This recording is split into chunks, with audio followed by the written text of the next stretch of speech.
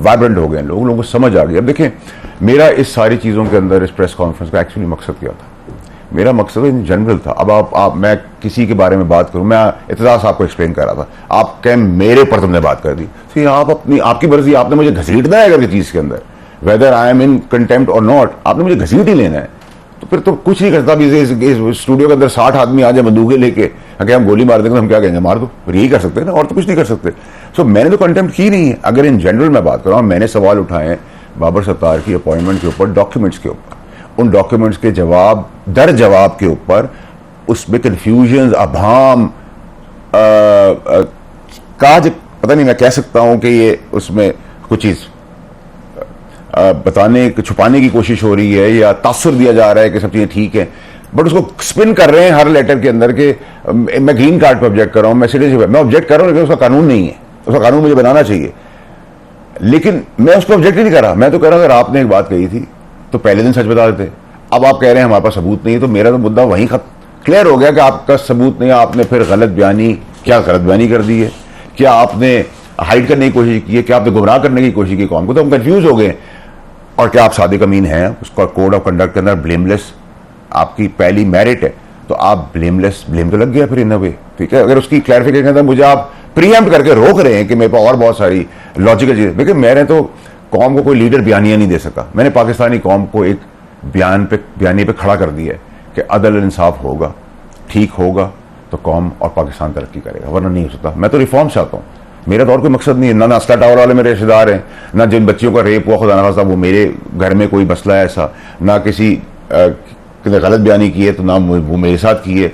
और मैंने जनरली कहा कि जी अगर आप मुझे इज्जत देंगे डबल इज्जत दूंगा, प्यार देंगे डबल प्यार दूंगा, और आप मेरी पगड़ी उछालेंगे, अगर आप मेरी पगड़ी उछालेंगे तो मैं पगड़ियों को फुटबॉल बना दूंगा। मैं आपको भी ऑनर कह रहा हूँ कि अगर आप ये करेंगी, अगर तो मैं डबल करूंगा, मैं फुटबॉल बनाऊंगा। तो this is the way I am born. अब आप चाहते हैं कि मैं जैसा हूं वैसा दिखाऊं ना लोगों को, मैं ऐसा ही हूं ना। मैं I am blunt, I am bold, I can't. मैं आप समझे क्या नाम है, तो मैं कहूँ मेरे बाप का नाम ये है, पोलाइट वे मेरे वालिद का नाम ये है, बात दोनों एक ही है, but that's the way I talk, this is the way I operate.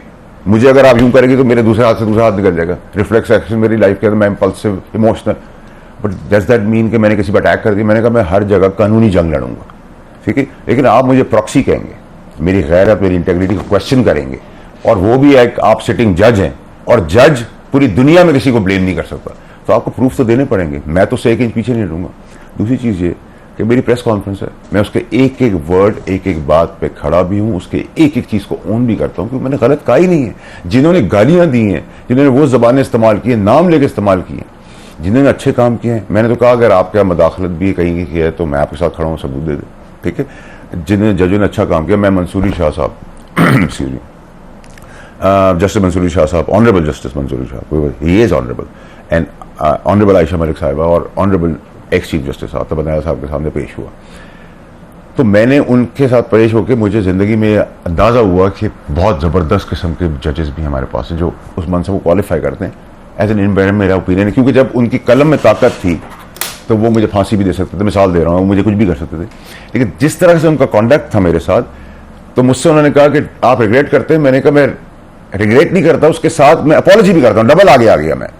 अगर कोई मुजरिम है, वो जुर्म करता है, उसको सजा कोई कोर्ट देता है, तो ऐसा ना हो कि कोर्ट की सजा लेने का वो उससे बड़ा मुजरिम निकले। लेकिन आप अगर अता बंदयाल साहब की बात करें, मंसूर साहब की बात करें, ऑनरेबल चीफ जस्टिस साहब, ऑनरेबल आयशा मलिक साहिबा के साथ, तो उनके वहां जुर्म करने वाला वहां से जब निकलेगा तो वो जुर्म छोड़ देगा। इसी तरह मेरा अभी भी जो मेन फोकस है, जो मैं खुश हूं, हालांकि मेरे साथ नाजायज हो रहा है कि मुझे उसमें बुला लिया कंटेम्प्ट में, मैंने कंटेम्प्ट ही नहीं की। जिन्होंने की उनके साथ तो कुछ नहीं हुआ। इस मुल्क के अंदर पीटीआई वालों ने क्या किया है, उनके टोल से आपको डर है, ठीक है जी। 9 मई के अंदर जो हुआ वो मदर ऑफ कंटेम्प्ट है। ट्रोल से किसको डर है? देखिए ना, पीटीआई ने गालियां दी हैं, वेनम बक्का है, ठीक है। वही काम नून लीग ने किया है, ठीक है। जब उन्होंने किया तो आप कल नवाज शरीफ साहब ने प्रेस कॉन्फ्रेंस की, प्रेस टॉक की, ठीक है। मैं समझता हूं कि पहली दफा मैंने उनकी बात को बड़ा सीरियसली लिया, एंड आई फील कि उनके साथ बहुत जुल्म जाती, मैं समझता था, लेकिन बहुत ज्यादा हो गई। लेकिन क्या आप उनको भी कंटेम्प्ट में बुलाएंगे? उन्होंने भी वही बातें की है जो मैंने की, ठीक है। ये पूरे 24 करोड़ आदमियों का मसला है, ठीक है। आप कंटेम्प्ट, आप पूरे पाकिस्तान कंटेम्प्ट लेंगे, मेरा तो कंटेम्प्ट बनता ही नहीं, आप मुझे घसीट रहे हैं। मैं आपसे बात कर रहा हूं अब्दुल गफूर की, आप कह रही हैं आप मुझसे बात कर रहे हैं। मैंने अब्दुल गफूर का भी वहां नाम नहीं लिया, मैंने इन जनरल कहा, मैं आज भी अपनी बात पे कायम हूं, कोई भी दुनिया का आदमी मेरी पगड़ी उछालेगा तो मैं उसका फुटबॉल बनाऊंगा, तो standard statement.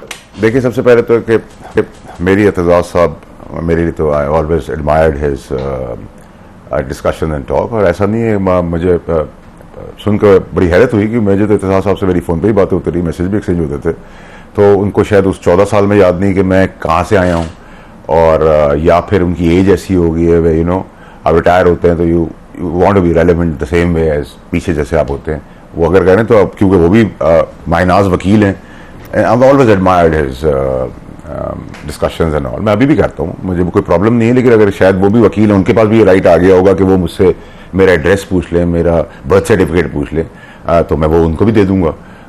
Short of that तो मुझे नहीं लगता कि it is a very relevant question for me to even answer. I admired him, मेरे फोन पे उनसे आप जरूर पूछ सकते हैं कि भाई आप बावड़ा से जब बात करते थे तो किस सूरत में करते थे, और फिर शायद अगर मैं उनकी बातों से अंदाजा लगा रहा हूँ तो he also feels that pride in him के बावड़ा कौन है, बावड़ा आगे है, so I will take it in a positive way, in a positive वे।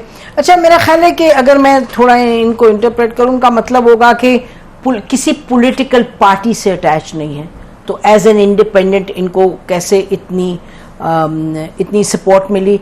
और हमारे प्रोग्राम में आपने कुछ महीने पहले पॉलिटिकल पार्टीज के बारे में कुछ कहा था, अगर आप इजाजत दें तो मैं चलाऊं।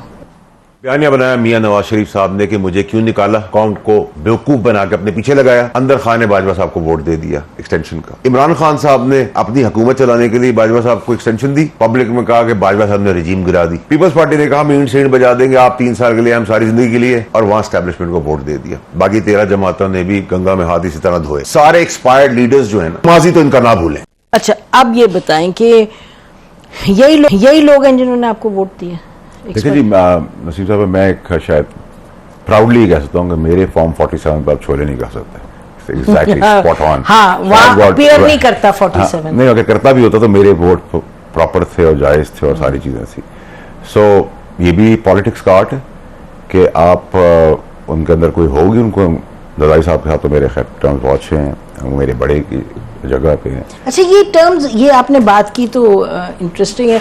तो जरदारी साहब के साथ आपके अच्छे ताल्लुकात हैं, एक तस्वीर आई जो सबने देखी कि वो बड़े, ही वाज वेरी अफेक्शनेट, तो ये अभी नए ताल्लुकात? देखिए हम किसी के साथ अग्री टू डिसएग्री जरूर कर सकते हैं, आप किसी की सियासत से इख्तलाफ कर सकते हैं, but he treated me and he still treats me as a सन।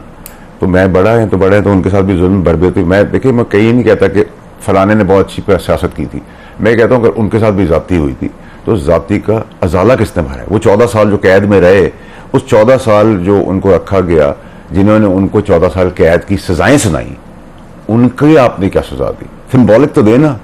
आपने भुट्टो साहब को फांसी दे दी, ठीक है जी, आपने एक्सेप्ट कर लिया 40 साल के बाद हमने गलती की, मान लिया गलती, आप सिंबॉलिकली उस जज को भी फांसी की सजा सुनाते, उसके पीछे डिक्टेटर का अगर एविडेंस थे तो उस डिक्टेटर को भी सिंबॉलिक फांसी देते ना, तो हम कहते आज इंसाफ हो गया। ये तो नहीं हो सकता आपने नस्ला टावर गिरा दी है, नस्ला टावर गिरा के लोग सड़क पर आ गए, नस्ला टावर मेरे रिश्तेदारों का है, मेरे वालिद का है, मुझे क्या प्रॉब्लम है? मैं भी लोगों की तरह मुनाफकत वाली सियासत कर सकता हूँ, सबसे अच्छे ताल्लुकात हूँ, सबसे अच्छी बातें करूँ, मैं तो जो बात कर, जो मेरे दिल में होती हूँ बात करता हूँ, मैं ब्लंट मैन। आप कह रहे हैं ना कि सिंबॉलिकली दे देते, और अच्छा है कि आपने कहा कि डिक्टेटर अगर पीछे कोई तो आप उसके भी दें।